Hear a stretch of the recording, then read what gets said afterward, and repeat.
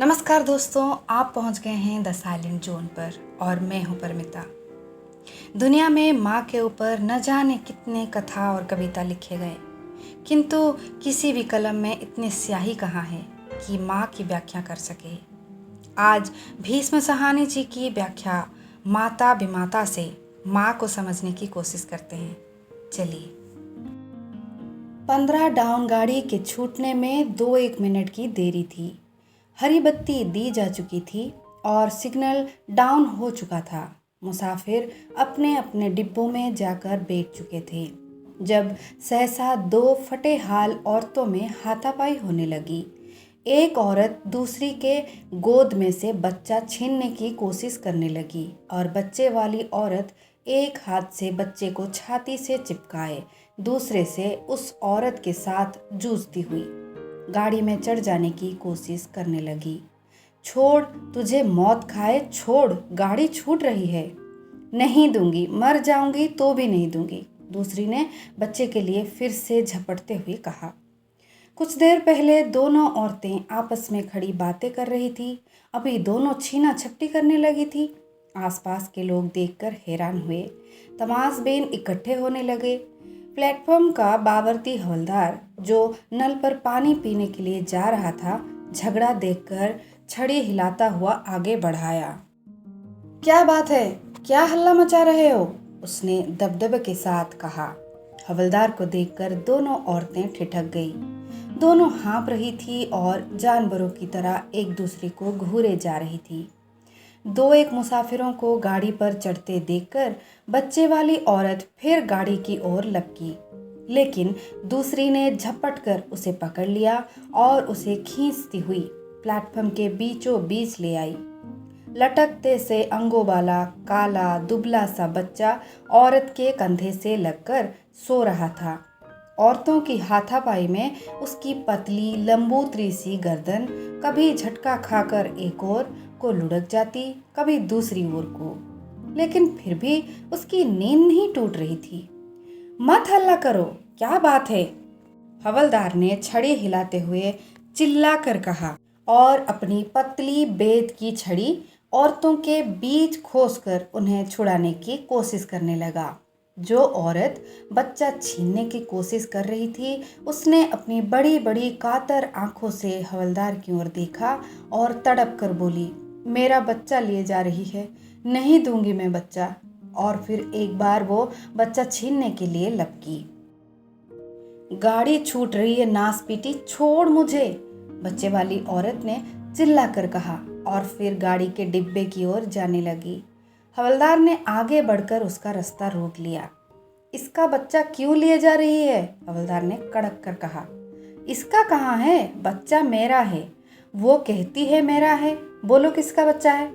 मेरा है, दूसरी छोटी उम्र की औरत बोली और कहते ही रो पड़ी। रूखे अस्त व्यस्त बालों के बीच उसका चेहरा तमतमा रहा था, लेकिन आंखों में अब भी डर समाया हुआ था।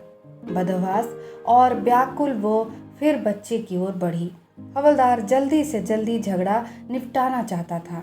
बच्चे वाली औरत से बोला, बच्चा इसके हवाले कर दो। क्यों दे दूं? बच्चा मेरा है, तेरे पेट से पैदा हुआ है। बच्चे वाली औरत चुप हो गई और घूर घूर कर दूसरी औरत को देखने लगी। बोल, तेरे पेट से पैदा हुआ है? हवलदार ने फिर गुस्से से पूछा। पेट से पैदा नहीं हुआ तो क्या? दूध तो मैंने पिलाया है, पिछले 7 महीने से पिला रही हूँ। दूध पिलाया है तो इससे बच्चा तेरा हो गया? बच्चे को जबरदस्ती लिए जा रही है? जबरदस्ती क्यों ले जाऊंगी? मेरे अपने बच्चे सलामत रहे, इसी से पूछ लो, डायन सामने खड़ी है।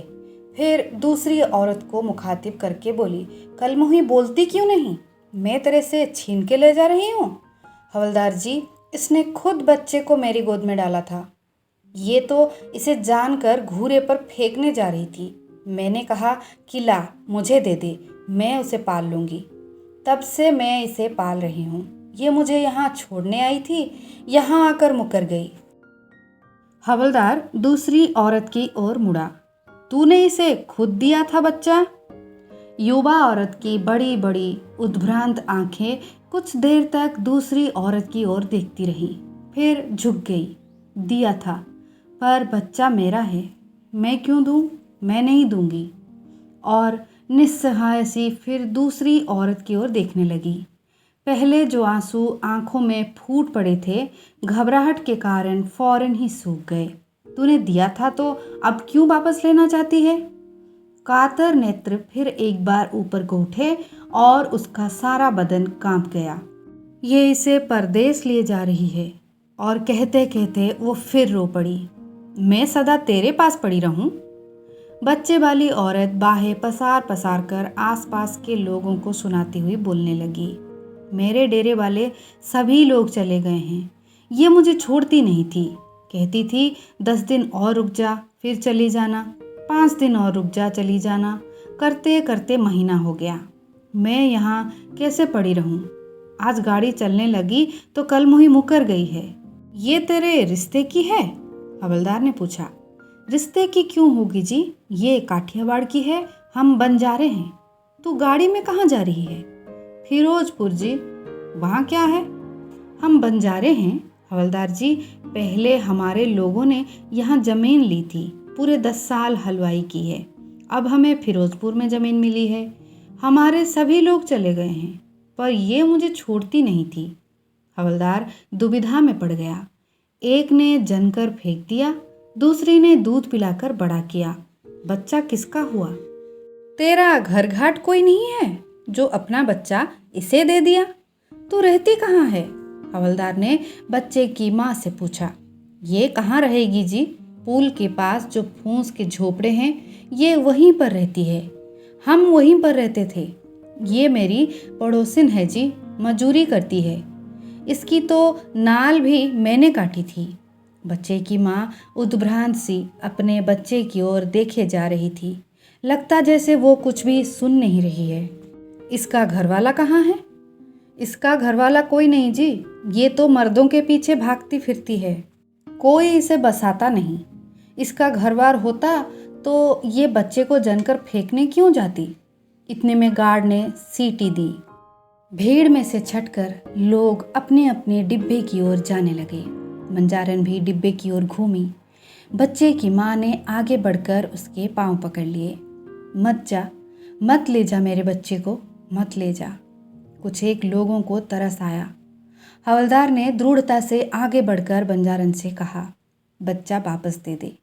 अगर माँ बच्चा नहीं देना चाहती तो तू उसे नहीं ले जा सकती। हवलदार की आवाज़ में दृढ़ता थी। बंजारन को इस निर्णय की आशा नहीं थी। वो छटपटा गई। मैं क्यों दे दूं जी? अपने बच्चे को भी कोई देता है? किसको दे दूं? इसका घर है न घाट। गाड़ी छूटने वाली है, जल्दी करो। बच्चा माँ के हवाले करो, वरना हवालात में दे दूंगा। हवलदार ने अब की बार कड़क कर कहा। औरत घबरा गई और किंग कर्तव्य विमूढ़ सी आसपास खड़े लोगों की ओर देखने लगी। फिर अपनी साथिन की ओर देखते हुए चिल्लाकर बोली, हरामजादी कुतिया, यहाँ आकर मुकर गई। ले बेगैरत, ले संभाल। फिर कहना दूध पिलाने को। जहर पिलाऊंगी इसे भी और तुझे भी। 7 महीने तक अपने बच्चे का पेट काट कर इसे दूध पिलाया है और झटक कर बच्चा उसके हाथ में दे दिया और फूट फूट कर रोने लगी। अजीब तमाशा था। दोनों औरतें रोए जा रही थी। दोनों एक दूसरे की दुश्मन, दोनों एक ही बच्चे की माताएं। बेघर लोगों को न हंसने की तमीज़ होती है न रोने की। और कलह का कारण दुबला पतला पित्त का मारा बच्चा अब भी मुठियाँ भींचे सोए रहा है। बंजारन गालियाँ बकती, रोती बड़बड़ाती गाड़ी में चढ़ गई। तुम्हें तुम्हारा बच्चा मिल गया है, यहाँ से चली जाओ फौरन। हवलदार ने सोए बच्चे की पीठ पर छड़ी की नोक रखते हुए धमका कर कहा, फौरन चले जाओ यहाँ से। बच्चे को छाती से चिपकाए माँ पीछे हट गई। भीड़ बिखर गई। डिब्बे के दरवाजे में खड़ी बंजारन अभी भी चिल्लाए जा रही थी, कंजरी हरामजादी, तूने इसे जनते ही क्यों नहीं मार डाला? जब भी मार डालेगी तभी मेरे दिल को चैन मिलेगा, नास पीटी।